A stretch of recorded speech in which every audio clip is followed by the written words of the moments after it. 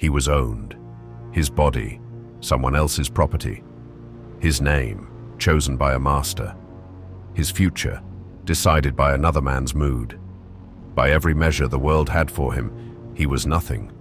And yet, he became the most quoted philosopher in history. Marcus Aurelius studied him. Roman senators walked miles to sit at his feet. Emperors read his words before going to war. He was a slave, and he was the freest man who ever lived. This is the story of Epictetus. He was born in Hierapolis around 50 AD. His mother was a slave, which meant so was he. He did not choose this. He did not deserve this. It simply was. And that distinction, what we choose and what simply is, would become the foundation of everything he taught. His master was a man named Epictetus, cruel, powerful, bored. One day, for sport, he began twisting Epictetus's leg. Epictetus looked at him and said, "You are going to break it." Epictetus twisted harder. The leg snapped. Epictetus looked at the broken bone and said, "Did I not tell you?"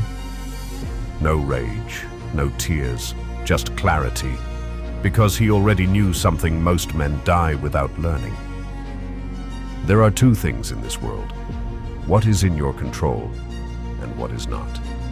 Your body, not yours. Your reputation, not yours.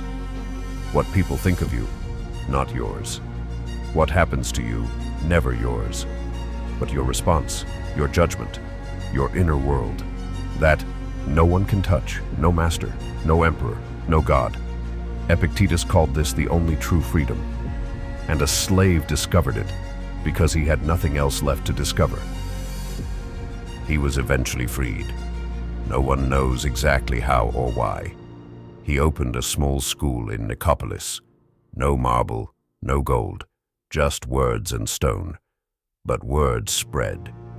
Young men came first, then senators, then generals, then the advisors of emperors, because what he taught could not be bought in any market in Rome. He taught men how to be unbreakable, not with muscle, but with mind. The man who owned him is forgotten.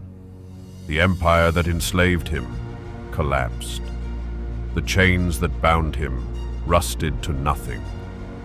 But the words of Epictetus are still read in universities today, still quoted by soldiers before battle, still written on the walls of men trying to rebuild their lives. The master left nothing.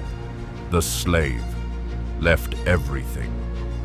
You are not a slave, but you are carrying chains. The opinion of someone who doesn't matter. The fear of what might happen. The memory of what already did. Epictetus had a broken leg, no name and no rights, and he was freer than most men walking the earth today. Because freedom was never about your circumstances. It was always about your mind. What you allow in, what you refuse to carry. What you decide right now means something. No one is coming to free you. That is the greatest news you will ever hear, because it means the lock was always on your side of the door. Subscribe to Mind of Titans. The path begins now.